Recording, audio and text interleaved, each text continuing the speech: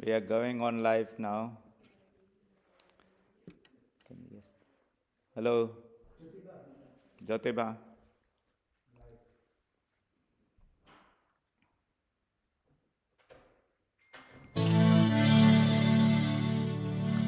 Om निरञ्जनम् नित्यमनन्तरूपम् भक्तानुकम्पाधृतविग्रहं why ईशावतारम् परमेशमीड्यम्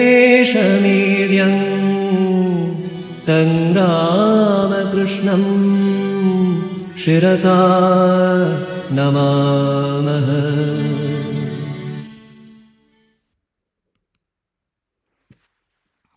Namaste and welcome to our Sunday discourse. The subject for today's talk is mindfulness according to Vedanta. The very popular idea of or practice of mindfulness that we hear very much, and it's very much in vogue everywhere, is really a teaching and a practice from Buddhism, from the practice of Vipassana, where we are taught to be mindful, be alert, to be focused, to be really concentrated on whatever we are doing at that time. It's sort of being having a degree of alertness and alert engagement with of yourself as a being engaging with whatever is the activity. So a little bit of a reflection is there that I am part of that communication, there's a mind and I am something beyond that. But in Buddhism, the idea of the soul or Atman is not there. Buddhism does not believe in a God or a universal being behind the whole universe, which in Vedanta we say there's a universal consciousness called Brahman.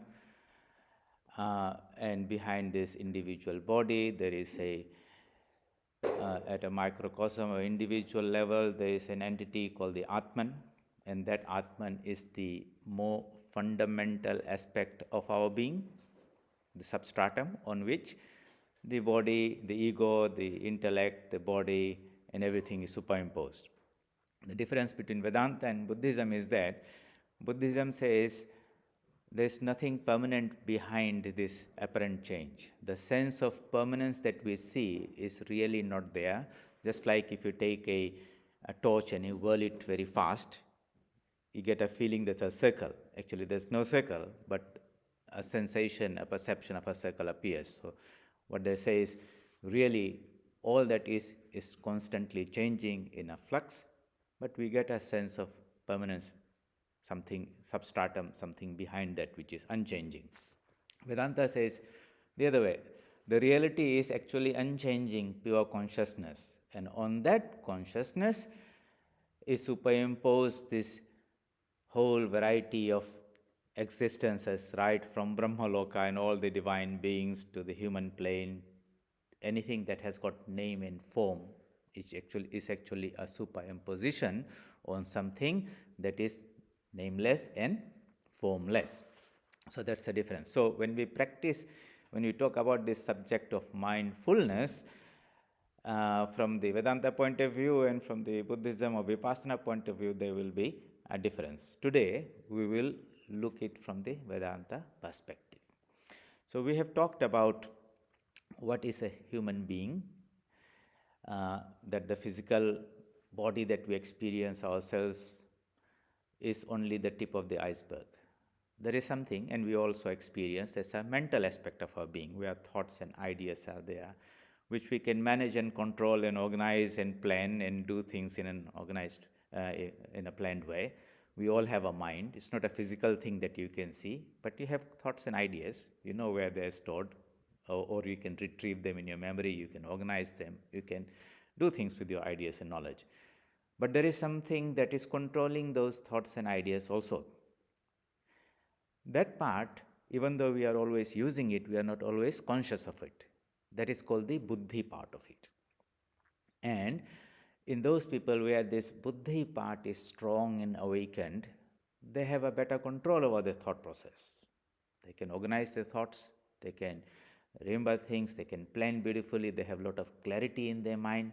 Where that buddhi is not fully developed, and the development can happen through systematic training. If we leave it on its own, then the training is not there. Anything that is done randomly does not grow beautifully to its full potential. Just like if you go to a gymnasium, do some exercises here and there, you will not become very well proportionally developed. But if you get hold of an instructor who tells you all the various types of equipments and how to use, in which sequence, in which order, and how, then definitely down the line, in 1 year's time, you have a very strong body where all the muscles are proportionately beautifully developed.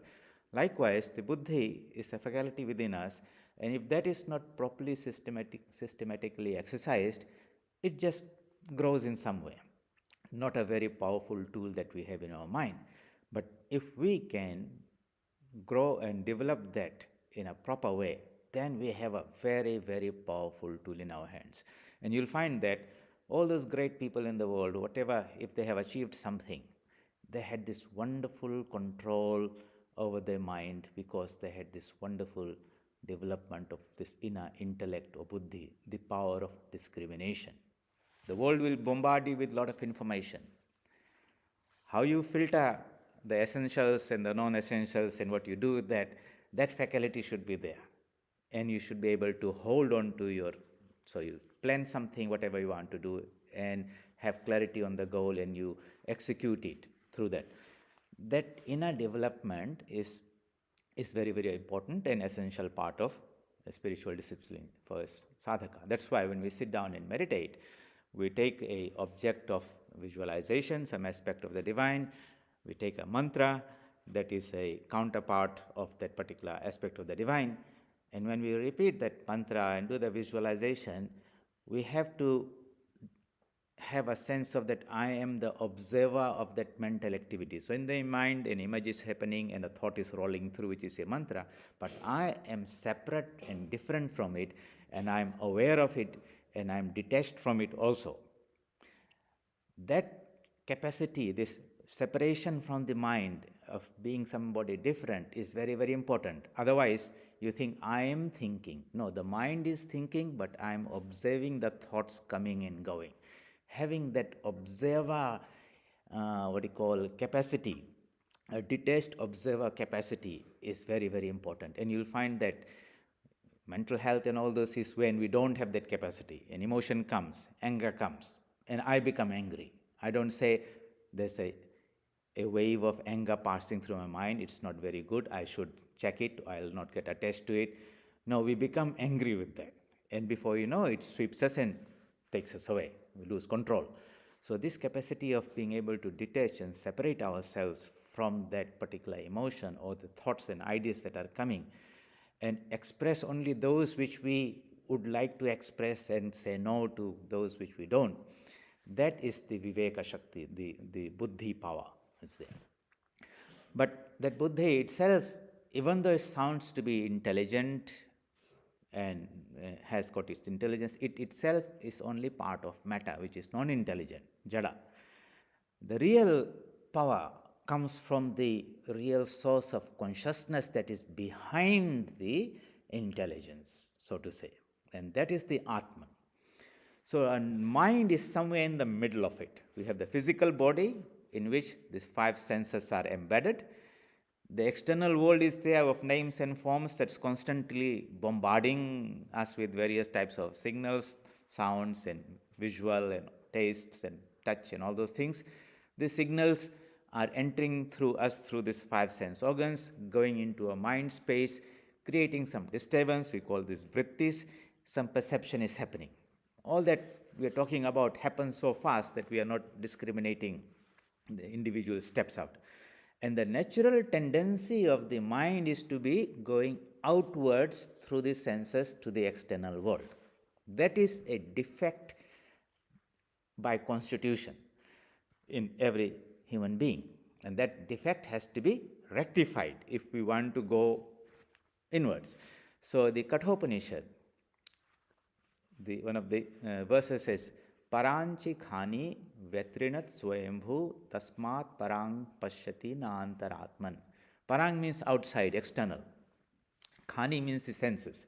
Here it talks about the eyes, but all the senses are always directed externally out. Paranchi Khani Vetrinat. Vetrinat means it's a defect. It's not the right orientation. It's not the proper orientation.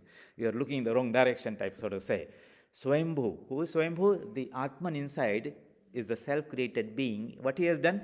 He has directed the senses in the mind outwards. Tasmat, therefore, Parang Pashanti, we see things outside, na antaratman. You see, if your eyes are pointed outside, you will never be able to see inside, sort of thing. So this is how we mostly are all constituted, all of us, except the yogi who, through practice, has been able to turn it around. So Sri Ramakrishna gives the example. The security guard goes out at night with his torch, seeing things out, people and things. People see, watchman has come around. But people can't see him. What does he look like? With his light, everything is being seen. But if you approach him, he said, we are interested to know how you look. Can you please reveal yourself? He said, okay. Since you have asked, he turns the torch around himself and said, you can look at me. This is what I look like. So this light of consciousness is inside us.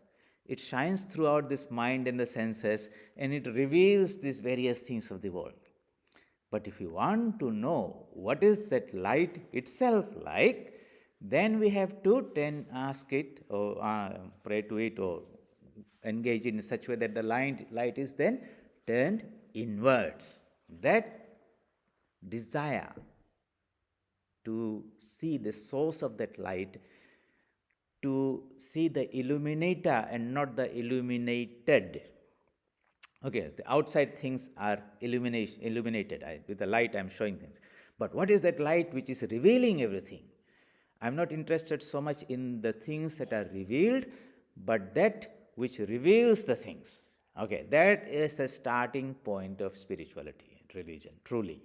Otherwise, we are, in the name of religion, still engaged in the external things. I still want the enjoyments of the world. I am still interested in knowing about the things of the world. I am still interested in the existence of this body and to be happy here, to live long. Yes, I'll pray to God to make everything nice for me. I want food, clothing, and shelter. And we pray for things of this world. We are not asking to Him, can you please reveal yourself to Him? I'm interested in you. No, we are interested in getting out of Him. That's why you go to the temple and we pray for this, and if I am successful, I'll make an offering, and all those type of things. Most of our prayers are not to have the knowledge and experience of the divine, but it's for things of this world. So, that would be a religion. Spirituality would be trying to turn it around and say, I want to go to the source. So, Paranchi Khani, that means Khani, the senses are pointed outwards, and Vyatrinat means it's a defect, it's not the right orientation. Who has done this? Well, the one who dwells inside, he has deluded us. Instead of showing himself, he is hidden inside, and he's showing you all these fanciful things outside there, and you think that's beautiful, that will give me happiness, and I keep on running after one after the other. Ultimately, you find that none of them is the source of happiness. Okay, so that is what life will teach you. At some point, a person becomes smart, intelligent, wise. The word in Sanskrit is dhira, in the person in whom that buddhi has awakened.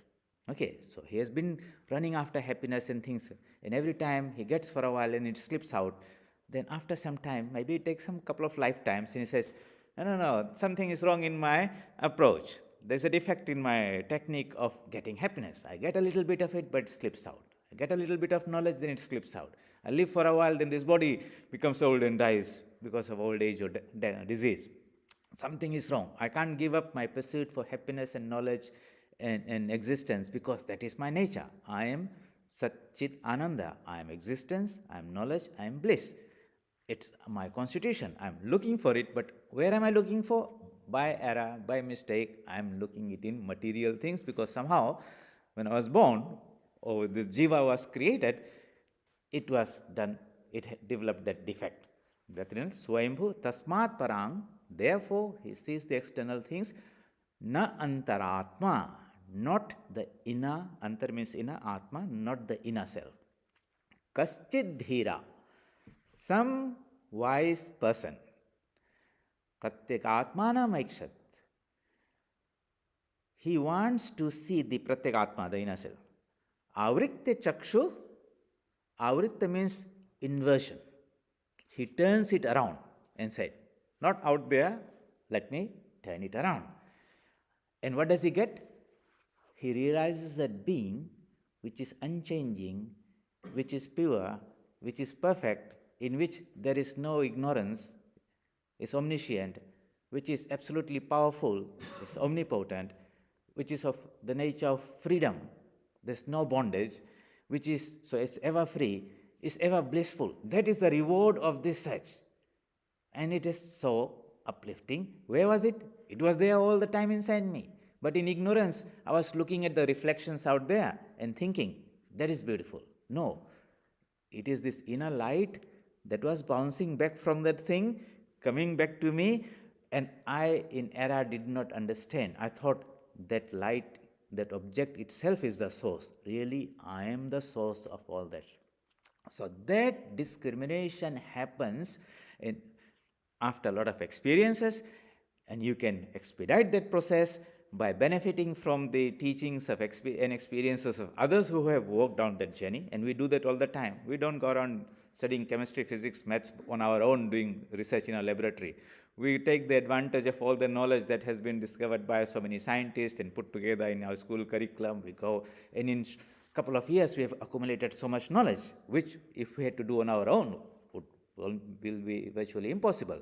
In the same way, those people, the saints and sages, the scientists who explored the inner space of man, they also discovered a lot of knowledge regarding our own higher or inner self, and that recordings are called the scriptures. So if I don't want to do the hard way or benefit from them, I will get hold of some of the scriptures, get a general idea about what it is, but have to remember that those are some ideas. They are not the experience you are getting. The next part is the sadhana. What do I do so that I can have that same experience which these people? But the reward has to be kept in mind. That being that we realize ourselves, it is eternal and immortal. It is a source of infinite bliss and knowledge and freedom. That is what we are seeking all the time, and coming and going throughout these repeated cycles. But the problem was that every time we did it the wrong way. Now we have to turn it around and do the right way. And the right way means this mind that is going outwards, being mindful of things of this world all the time. So in a normal state, what are we? We are mindful of things, the environment, people, whatever is happening, activities are there. We are aware of things outside, but we are not aware of that by which everything is being revealed. So here, our attempt would be to turn it around and say, who is the seer by whose power everything is revealed? That is a different type of question. Initially, I was just interested in things that science is teaching us, what's happening around in the news, in the TV, in the newspaper, and talking around there. But who am I really that makes this body function, makes the eyes see, makes the mind think, has the power of discrimination, and this I being, where is it? I want to know, solve that mystery about my own self. Forget about what's happening in the stars and planets and so many things that science is telling. I want to solve this riddle, this mystery of who am I? And we are not the first one to do it. Others have done it, and they say, my God, what you are one with the universal being of the universe. That little Atman, that little consciousness that you are experiencing is only a tip of the iceberg. Behind that is an infinite ocean. What you are experiencing is a little wave. Behind it is the infinite ocean. But the water in the wave and the water in the ocean are the same. So they say that being behind the whole universe and the being within you, the Jivatma, are from the same source. Just that idea is so liberating, uplifting, and powerful. It's a totally different idea, so wonderful, to saying that we are born sinners and we'll have to live in this world and we'll do all these activities, and we'll be, depending on all that, whether we go to heaven and hell. It's like, it's terrible type of frightening type of idea. Compared to that, the Vedantic idea is saying, you are the immortal being. We are children of immortality. Amritasya putra. That's how the Upanishads teach us. It's a wonderful idea, Forget about all your shortcomings and weaknesses. These have accumulated, but they are not my true nature. I'm not going to make a big deal about it. Let me not make too much big deal about the darkness around. I'm the light itself. If I make that light brighter, the darkness disappears. I'm going to focus on that positive aspect, my true nature. And that is the Vedantic way to lift the mind out of any problem, any situation, any depression, any situation, because the power is within us. But because we are always so conditioned to depend on outside things, so we'll run immediately, it's a problem to some person, can you help me, some counselor, or this or that. No one can help you. The problem is within you, and the solution is within us. So that single idea to be taught to ourselves, and we might be old in age but still children spiritually, or to children, if we drank that with our mother's milk, like Queen Madalasa is rocking the little cradle and singing Thomasini Niranjana, you are the pure one, to the child. You see, that is the Indian Vedic culture. The mother had that knowledge, and she's imparting that right to the child. It's not to the child when it's so young. The child might not respond, but don't think that it's not an intelligent being. He's the fastest learner on the planet, so to say. Within 2 years, 3 years, he learns a language without any effort. You try to teach a language, Japanese or French or something, to somebody in old age, you see how much they struggle. So that's the best time when we can give them the most profoundest truths. And they will soak it like a sponge. Okay. Later on, it becomes a little bit difficult. But even then, that knowledge is what is going to really save us at the end of the day. We don't need to be slaves to the world. You will go and beg money from somebody when you don't know that you have all the wealth. But the moment you discover that I'm an infinitely rich person, do you go and ask somebody for a few dollars? He said, I don't need that. It's in ignorance, when we are ignorant of our true spiritual nature, of what we are really. That is when we go outside to other people and other things and try to get happiness from some external source. Whether it's a material possession, I buy a car or nice dress or something like that makes me happy for a while maybe.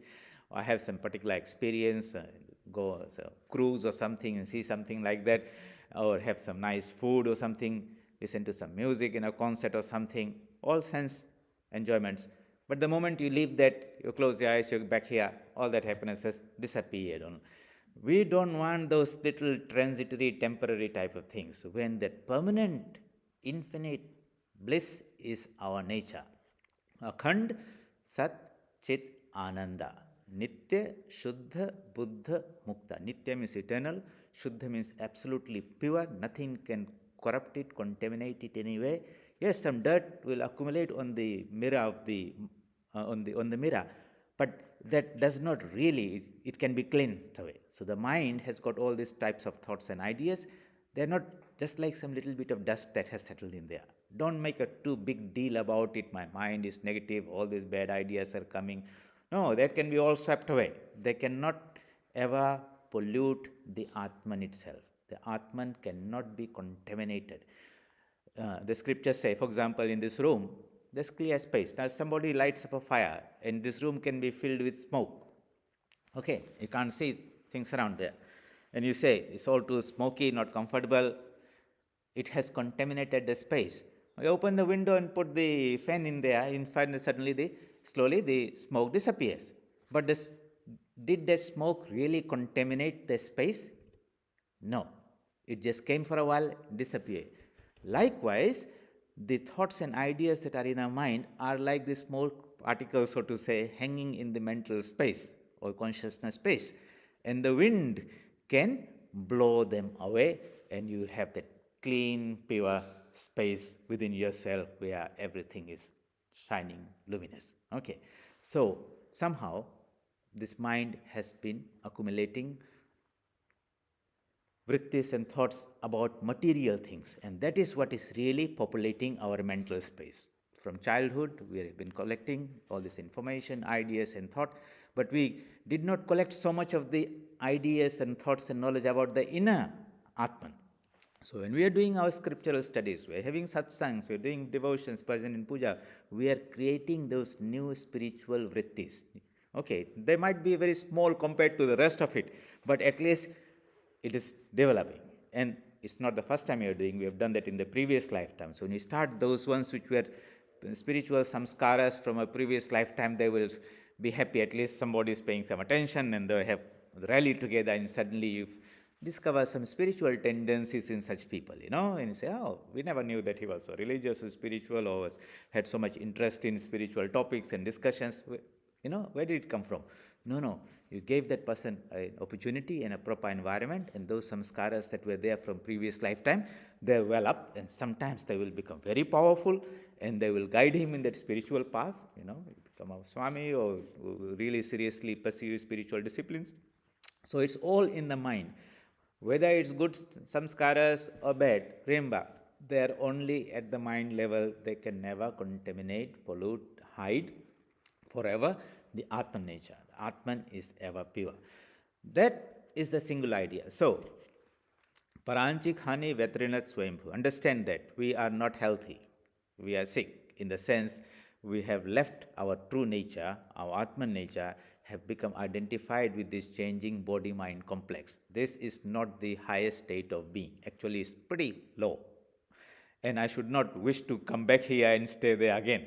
If you understood how bad it is compared to the true nature, you will say, I don't want to return here. This is like being imprisoned in a body with little things I can see, little things I can enjoy, a little knowledge, so much confusion, a little bit of happiness, so much misery, little bit of life, old age, disease comes. This is not the highest state of being, so to say, and I should not want to come back to it.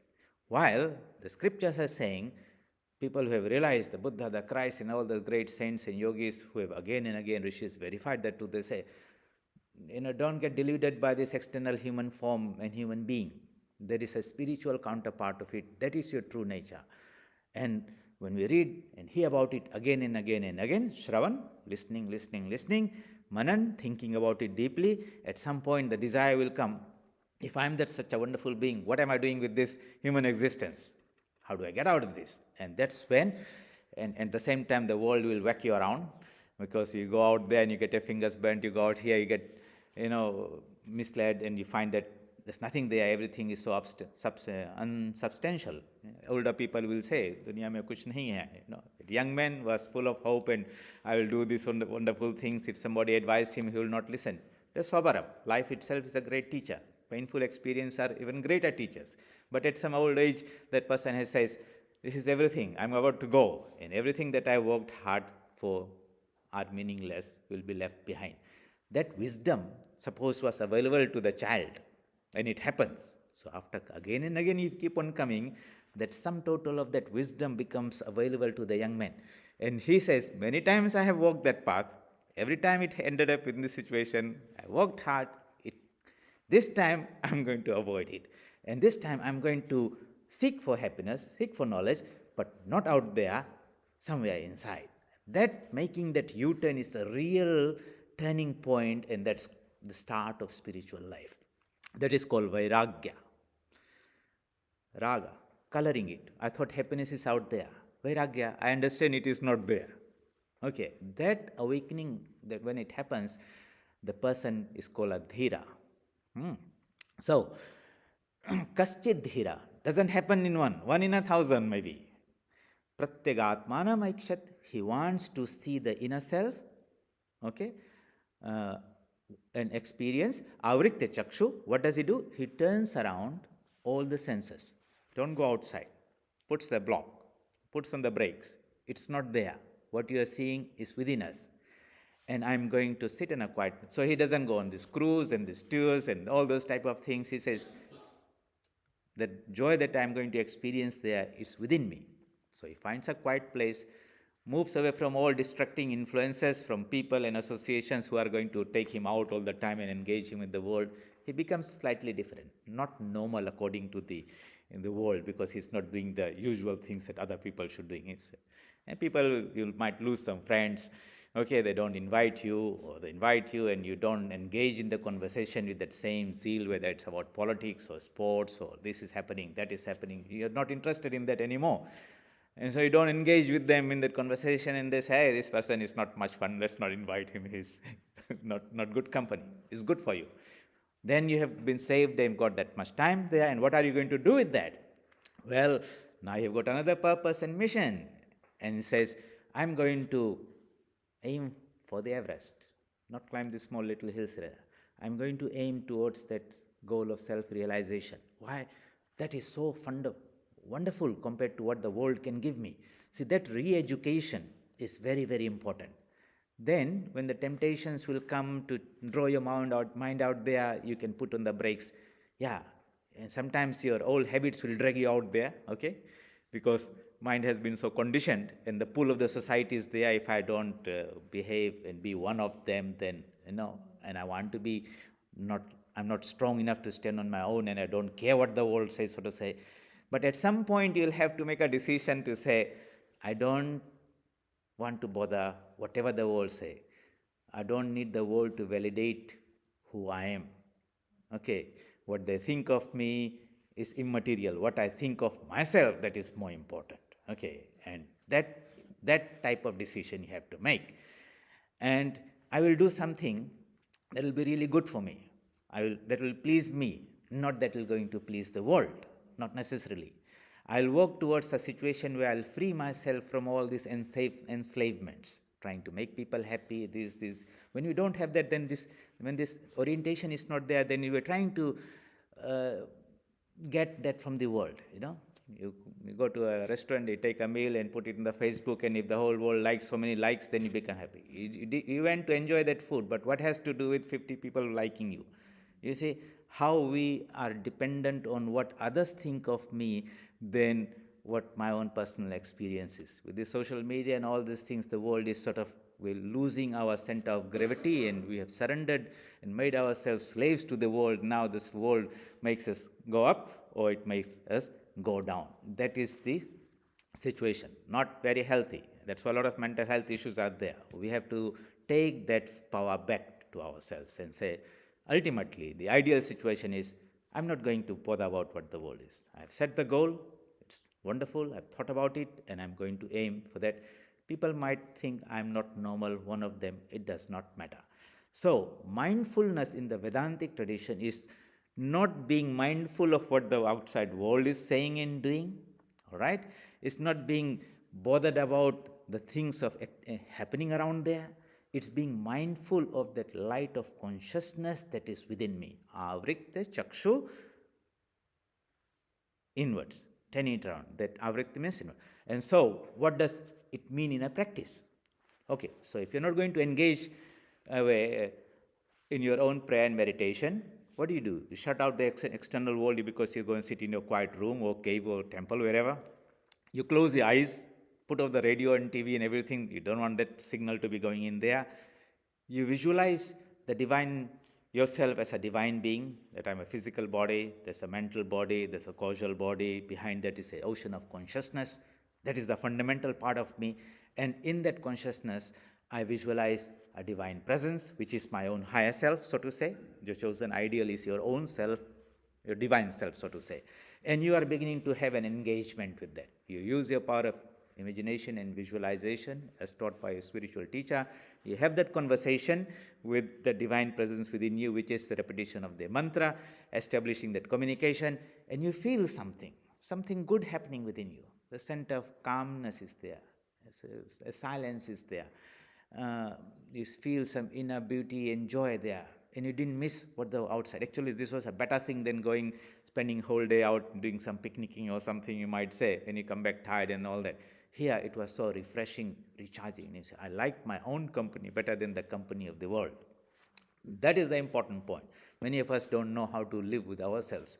The moment we are alone, we want to call somebody to have a long conversation or chatting like this, talking about we can't live with in our own company. Spiritual life starts when we are very happy in the company of our own inner self. Okay, that type of things there. I'm just happy. Don't give me all the outside things are only distracting me from that. Avritta chakshu amritatvam ikshan. So what's the goal? This goal of immortality. So as a practice, what would you do? Mindfulness. All right. Now and then you'll put a pause button in your life. Okay, so doing something and said, hold on, what's happening? And I analyze myself. The position is, my mind has gone out in all those things. I have lost the discrimination that I am not the mind. I think I am the mind. Okay, so what I'm going to do, I'm going to step back one step and say, I'm the witness of the mind. And I watch how thoughts are coming, certain things I'm speaking, certain things I'm doing. I'm the power that energizes the mind, thoughts and ideas, and I'm the power that energizes the senses, and the eyes are seeing and all those things, and the body is moving and all those things. But in every situation, I am trying to detach myself from this body-mind complex. Something slightly different. So such a person who is sitting down there looking out, his eyes are not focused on anything. You have that absent-minded blank look type of thing sometimes. Students are sitting in the classroom and the teacher say, hey, where are you? Because the eyes are showing he's not focusing on what the teacher is saying. He's thinking about his birthday party or something at home is happening. It's okay, absent-minded we say. Means you are here physically, but your mind is absent. It's not here. So a person who is going to practice this mindfulness, he will be absent-minded to the world, so to say. So he's sitting there, he's not focused. What is he focused on? He's focused on the one inside. He says, okay, who is the fellow who's seeing through this? What is the light of consciousness by which this whole thing is illumined? And if it's not there, then this body is a dead body, it will decompose and everything will be gone. Who am I? The source of that illumination. The jyoti, the inner light of consciousness. So what we want to do, what has happened is you have done a U-turn. The eyes were seeing outside, we have arrested, that has become absent-minded. That mind is now saying, who is illuminating me? And it takes a little time and practice, but you'll find that as you do, a sense of, how do you explain? First you have a sense that finally you're doing the right thing. That is itself is something. All these days I was going in the wrong direction. I've identified my error. Now I'm going. The return journey, it will be a long journey also, because you've gone out so far, you have to walk the way back. But at least we are going in the right direction now. And as you approach that light, you will feel its inner warmth, its knowledge, and all those things more and more and more. And that will be the incentive. You say, why should I continue this? No, I feel I'm making a progress. I can't quantify it. I can't write an examination. I can't show it to somebody. But deep within, I can feel that I am going into a better space. And that better space is within me. And the spiritual teachers will give you the various sadhanas by which japa and meditation and, chosen ideal and all those things by which your journey can be much focused rather than wandering, going around in circles or something. And with that inspiration and a little push and support to help you move that journey, towards a spiritual goal of self-realization. But that goal has to be changed. It's not out there. What I'm looking for is right. Where I'm looking for was wrong. It's inside, and now I'm going to make this as a project of my life. So every December, I'm going to do a technical spiritual audit and say, do I feel I have made some grown in spiritual knowledge? Do I feel the manifestation of these divine qualities? Am I growing in knowledge, in vivek, in vairagya, in kindness, unselfishness, all those type of this Devi Sampatti that Sri Krishna teaches in the Bhagavad Gita, those qualities will begin to grow. And this negative Asuri Sampatti, that is becoming less and less. And I do a technical audit, you say, I feel good about myself. Finally, I have got something in this year which is mine, which won't be left behind. And you will feel so good and happy about yourself. And you say, let me intensify that. And if you use this life as a great opportunity where you will walk in the spiritual journey, definitely by your own effort, this is called Purushakara. And when you're approaching the divine is not simply passively sitting there unresponsive like a stone or something. He is also more living than we are. And he also is keen to have that relationship. Sri Ramakrishna says, God runs after his devotees. Okay, all these days you ignored him, he's inside, you're busy with the outside. Now you turn your mind to him, he says, please come back, I've been waiting you for so long, type of thing. We are eternally related. The Jivatma and Paramatma are eternally related. And that relationship is a very wonderful relationship, like between a child and the mother. It's not only the child is looking, the mother is also more loving to the child. So the divine inside is like our own mother. And she says, finally, the child is not busy playing with the toys of the world outside. He's calling for the mother, and she will take the child in the lap. That joy and that the child will feel totally safe in the mother's lap, ever protected, fearless and all those things. That is what the jiva feels, that I was wandering in this world, lost. Finally, I'm going home. And that home is a beautiful place where I feel absolutely safe and in good company. And it's a very wonderful, warm, loving relationship between the devotee and that aspect of the divine whom he prays to. And as he goes, then you don't have to tell. You can't express, a child cannot explain somebody how he loves the mother. You can't write it down, you can't write a book, but it is experienced all the time in every moment. So it's more of an experience. But the great saints and sages try to give some hints, and they write these beautiful stotras and sing these beautiful bhajans when they want to give an expression of that inner joy. But that is our true divine goal and destination. And yes, we are wandering and floating around in this world, lost, getting whacked around here and there because we make the mistake. We see something as nice and touch it, you find it's fire, if you get our fingers burnt. Some people will learn by seeing other people get fingers burnt. Some will get their fingers burnt once. Some people will get their fingers 2 or 3 times burnt before they learn. Depends on the capacity to learn. If the mind is too tamasic, you will not learn. If it's rajasic, yeah. But sattvic, you learn first time, even by observing other people's reactions, experiences also. So mindfulness, and we'll discuss this topic a little bit more. Today we talked about what's the problem. Mind was going outside, that it has to be turned around inside, and being mindful. So what we do is, you are going to fill, the normal mind is filled with the ideas of the external world. The mind is full of what? You see, mindfulness means full of what? It's full of ideas and sensations and thoughts of the outside world. What we are going to do is again fill the mind, but fill it with spiritual ideas in that mind. So mind is there, something should occupy, it cannot be left vacant, okay? And it's better to fill it with spiritual ideas. And how do you do that? Well, you read the scriptures, you sing the bhajans, and enjoy the company, you seek the company of spiritual people where such discussions are there, and at the end of the day, for 1 hour or something, you feel so many spiritual ideas were occupying my mind. My mind was full of spiritual ideas.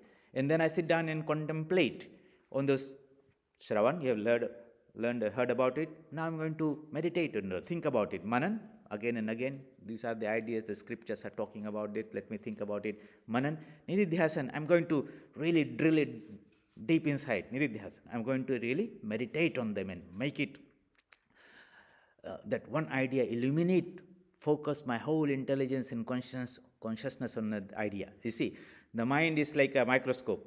You zoom onto something, certain ideas will disappear, a few things will remain. You zoom further, and as you go deeper and deeper, the details will manifest more because they will totally expand and occupy your mind space.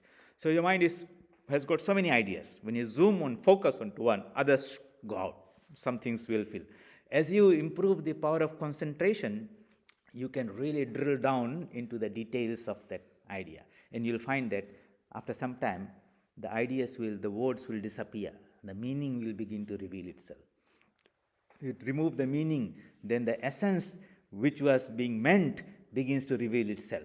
The gross mind becomes subtle, subtle becomes causal. Ultimately, you find that everything at the core of this universe is pure consciousness, and that becomes manifested as this mental level or intelligence level or mental level or even gross objects. The essence of this whole universe and us is a pure, beautiful consciousness, and that is our divine birthright. how we can now educate the mind and say, don't go out there. Whatever you're seeking is within. Teach it the technique, put some things into practice. We develops a taste for it and says, I got it now, and this is what I'm going to make a experiment and adventure in my spiritual life. Wherever we are, whatever age, we will continue in the next life from where we stop.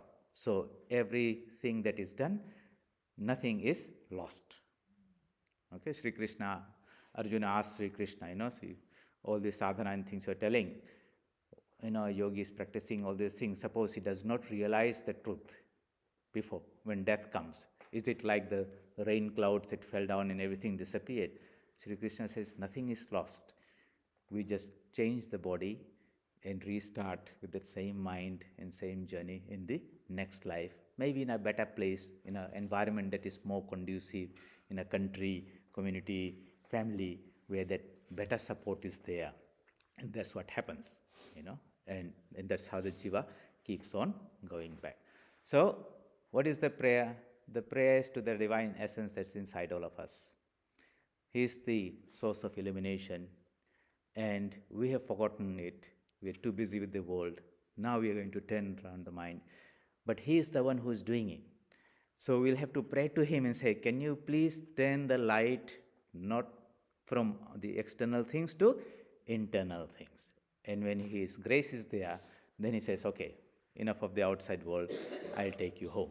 That earnest prayer to the divine Antaratma, Ishvara, who dwells in our own heart, is something that has to go along with your own self-effort. Okay, otherwise, if he's not predisposed, again and again he will send you out. So this surrender and prayer and self-effort, and if you really are serious, mother says the child has been playing. Sri Ramakrishna says the child has been playing and the mother is busy with her cooking and everything. It's only when the child begins to cry for the mother that she puts up the, takes the pots of the cooking place and everything and comes and takes the child.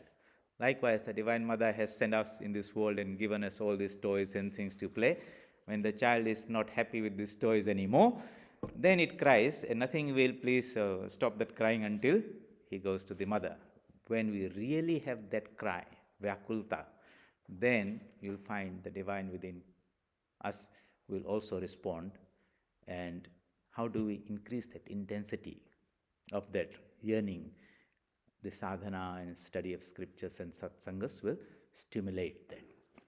So, we'll discuss a little bit more on this idea of being mindful of the Atman and not filling the mind with ideas of things of the outside world as a concept, and maybe we'll discuss of how that can be done in our everyday life constantly, so it becomes not like a little practice you're doing and then morning and evening meditation, the rest of the time I'm doing my duties which are nothing to do with my world. How can I convert my ordinary activity, duty itself into a spiritual discipline? How work can be made into worship? That is the whole essence of practical Vedanta as taught by Swami Vivekananda and as practiced in the Ramakrishna mission, so that you can take these things in your own space, wherever you're doing, whatever job you're doing. It's about bringing the light of spiritual knowledge, and it will transform whatever is an ordinary activity into a spiritual activity, an ordinary relationship into a spiritual relationship. Knowledge is the greatest purifier. Spiritual knowledge is the greatest spiritual purifying agent, so to say. And that is the real puja. Puja means that which purifies. Not with material things, but with spiritual knowledge we purify ourselves. So we'll carry that next week. Om asato ma sadgamaya tamaso ma jyotirgamaya mrityorma amritam gamaya. Om shanti shanti shanti. Hari Om Tat Sat. Shri Ram Krishna Arpanamastu. You notice that when we finish, we offer the result of whatever we did to the divine in our own heart. That's why we say Sri Ramakrishna Arpanamastu, Sri Krishna Arpanamastu. Whatever was done with this body, with this speech, with the mind, with the intellect, really was done because of that consciousness that was there, and therefore the whole result belongs to him, not to the ego, but to the one who is behind the ego. So every activity you should say Sri Ram Krishna or whatever you chose an ideal, Arpanamastu. This is now being offered to you. Tat Sat means if there's any defect in the Gita, by saying Hari Om Tat Sat, all the defects are removed and the pure result is offered to the divine. And it's not for you to